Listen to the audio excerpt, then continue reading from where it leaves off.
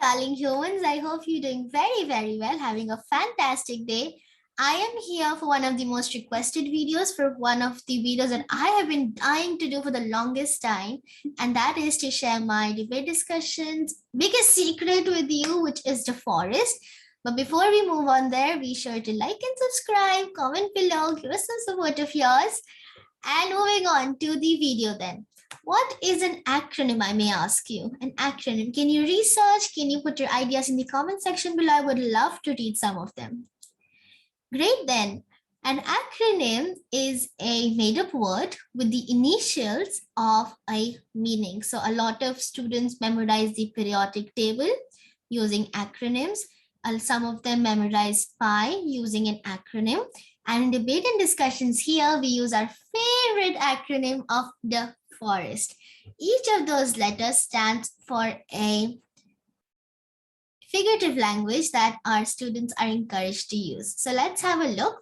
Daforrest is supposed to help you when you're writing. It's more like a success criteria, a checklist that our students kind of tick as they go along, and it makes your speech or debate 10 times more effective and efficient and persuasive to the audience. So let's begin with defining these terms.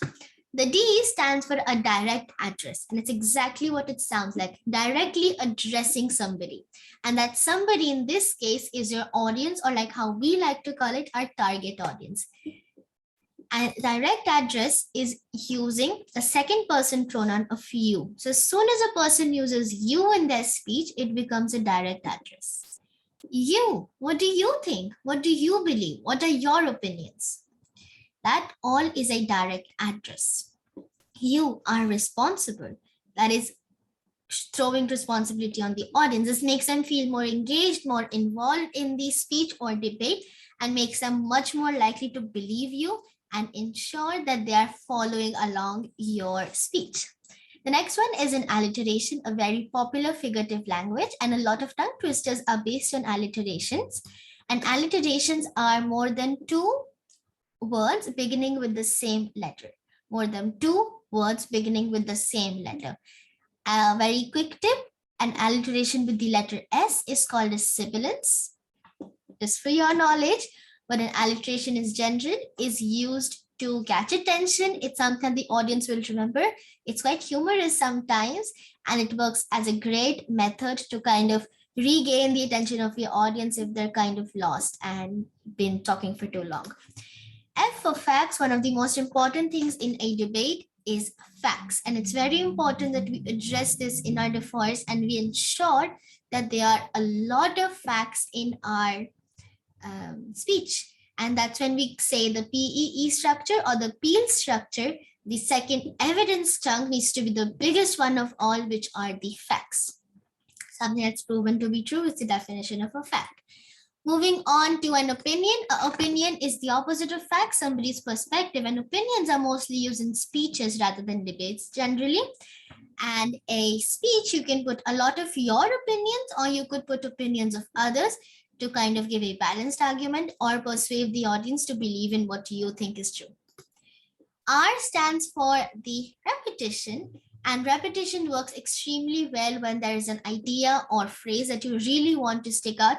One of the best examples I always give my students is Martin Luther King, I Have a Dream speech, which I think was awesome in terms of repetition. Generally, the speech was fantastic, but the way it used repetition was particularly awesome. Repetition is saying something more than once, and it needs to be done purposefully. We don't want to use the word happy 10 times in our speech because that's just showing our limitation of vocabulary.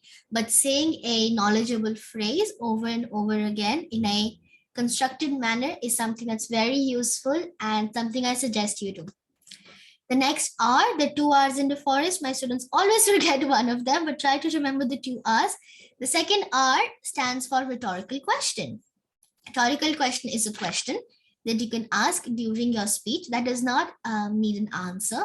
However, it might not even be a yes or no question. It gets the audience thinking and involved with you. For example, the examples I gave for direct address, what do you think, for a fact that you probably have stated, is a great way to ensure that your audience is involved with you and they exactly know where you are, and it gives them an opportunity to think along the way as well. Almost there towards the end, the E stands for an exaggeration, also known as a hyperbole. Exaggeration is saying something more than it is. And we do this all the time as debaters. We say things much more than they already are, not by tweaking the facts, but by tweaking the way we say it. And that is using our prosodic and paralinguistic features. Stay tuned for a video on that coming very, very soon.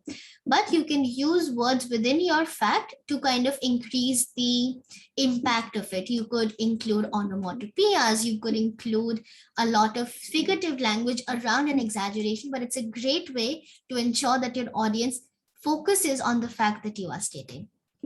The S is for statistics, and it's a fact with number. Please don't get confused between a fact and a statistic. A statistic is always a fact, but a fact not might be a statistic necessarily. A statistic is nothing but a fact which has a number. By numbers, I mean fractions, percentages, decimals, ratios, whatsoever that might be. For example, you might say 70% of the marine life has some sort of plastic within them. That might be a very good statistic to use.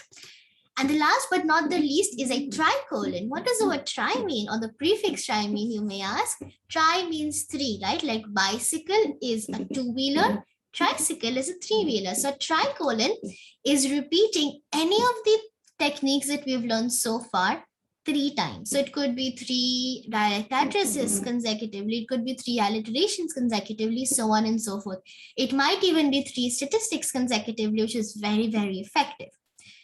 This is a rough summary of Daforrest, and I want you to go through this video very, very slowly and make a note of all of these to ensure that you understand the meaning of all of them.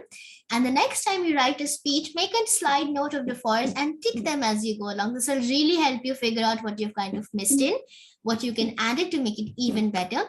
Any questions, don't hesitate to email us or put them in the comment section below. Our email is in the description box below, debateanddiscussions@gmail.com. I shall see you next time. Doodles for now and have a fantastic day ahead.